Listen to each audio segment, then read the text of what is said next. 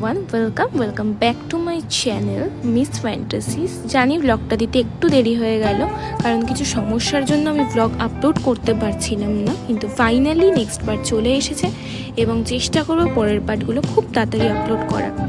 তো আজ ছিল আমাদের বৈষ্ণব দেবী যাত্রা। হোটেল পৌঁছে আমরা ফ্রেশ হয়ে বেরিয়ে পড়ি বৈষ্ণব দেবী যাওয়ার জন্য। প্রথমে কিছুটা গাড়িতে নামিয়ে দেয় এবং বাকি পথটা পুরোটাই হাঁটার পথ। তো একটা দোকান থেকে পুজোর সামগ্রী যা যা লাগে সব কিছু নিয়ে আমরা ফাইনালি চেকিং করি এবং হাঁটা শুরু করি। রাস্তাটা যেহেতু পুরোটাই খাড়াই, তো ওপরে উঠতে খুবই কষ্ট হয়। প্রায় 14 কিলোমিটারের পথ হেঁটে আমাদের বৈষ্ণব দেবী মন্দিরে পৌঁছাতে হতো। যাওয়া ছাড়াও ওখানে ঘোরা এবং ব্যাটারি কারের ব্যবস্থা থাকে। তো আমাদের যেহেতু ব্যাটারি কার অনলাইনে অনেক আগে থেকেই বুক করা ছিল, তো আমাদের প্রায় 6 কিলোমিটার অর্ধকুমারী অবধি হেঁটে যেতে হতো এবং বাকি পথটা আমাদের ব্যাটারি কারই পৌঁছে দিত। তো তারপর হাঁটতে হাঁটতে আমরা অনেক কষ্টে পৌঁছাই অর্ধকুমারী অবধি, এবং অর্ধকুমারী থেকে আমাদের ব্যাটারি কার ছিল যেহেতু, তো ওখানে প্রায় 2 ঘন্টা অপেক্ষা করতে হয় এবং 2 ঘন্টা অপেক্ষার পর ফাইনালি ব্যাটারি কার আসে এবং আমরা ব্যাটারি কার করে উপরে উঠতে থাকি।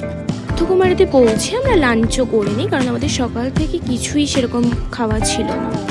ব্যাটারি কার করে 6 থেকে 7 কিলোমিটার আমরা আরও পথ যাই এবং তারপরে 20 মিনিট হাঁটার পরেই ছিল বৈষ্ণবদেবীর মন্দির। যেহেতু আমরা নবরাত্রির সময় গেছিলাম, তো পুরো রাস্তাটাই খুবই সুন্দরভাবে সাজানো ছিল, কারণ নবরাত্রির সময় বৈষ্ণবদেবী মন্দিরে এক বিশেষ পুজো হয় এবং প্রচুর দর্শনার্থী তখন আসে। তুলনামূলক এই সময় দর্শনার্থীর সংখ্যাও অনেক বেড়ে যায়, অনেকে ডন্ডি কেটেও পুরো উপর অব্দি আসে। বৈষ্ণবী মন্দির যাওয়ার সময় কোনো চামড়ার মানি ব্যাগ, মোবাইল বা কোনো ইলেকট্রনিক্সই সাথে করে নিয়ে যাওয়া যায় না। তো ওখানেও বিভিন্ন রকম লকার আছে, তো আমরা সেই রকমই একটি লকারে আমাদের যাবতীয় জিনিস রেখে দিই এবং রেখে আমরা আরও 20 মিনিট হেঁটে পৌঁছাই বৈষ্ণব দেবীর মন্দির। বৈষ্ণব দেবীর মন্দিরের থেকে আরও 3 থেকে 4 কিলোমিটার ওপরে ছিল ভৈরব দেবের মন্দির, কিন্তু আমার পায়ের অবস্থা খুবই খারাপ হওয়াতে ভৈরব দেবের মন্দির অবধি যাওয়া সম্ভব হয়নি।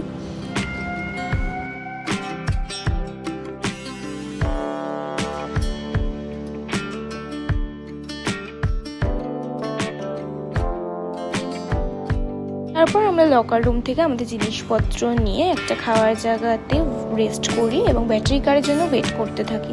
তো প্রায় 1 ঘন্টা পর আমাদের ব্যাটারি কার আসে এবং সেই কার করেই আমরা নিচে নামি। নবরাত্রির জন্য রাত্রিবেলা বৈষ্ণবী মন্দিরকে লাইট দিয়ে এত সুন্দরভাবে সাজানো হয়েছিল। বাকি আরও 7 থেকে 8 কিলোমিটার আমাদের হেঁটেই নামতে হয়, তো সেখানে প্রায় 3 ঘন্টা লেগে যায় আমাদের হেঁটে আসতে। যাওয়ার সময়টা কষ্টটা বেশি হয় আসার সময়ের থেকে।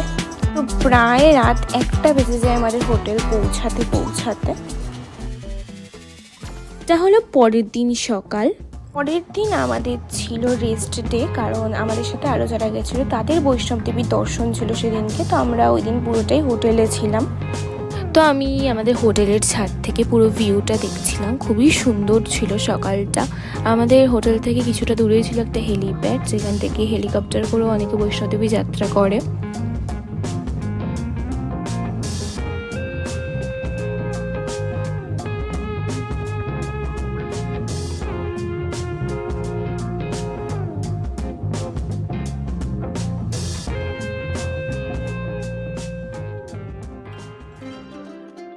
এবং সারাদিন শুয়ে থাকার পর আমরা ফাইনালি সন্ধ্যাবেলায় বেরোই লোকাল মার্কেট ঘুরতে। আমার সারা শরীরে খুব ব্যথা থাকা সত্ত্বেও আমি একটু নেচে নিই, কারণ আমি বেরোচ্ছি। আমরা ড্রাই ফ্রুটস এবং কেশর বিভিন্ন রকম জিনিসপত্র কিনি। তো ওখানকার ড্রাই ফ্রুট আমার বেস্ট লেগেছে।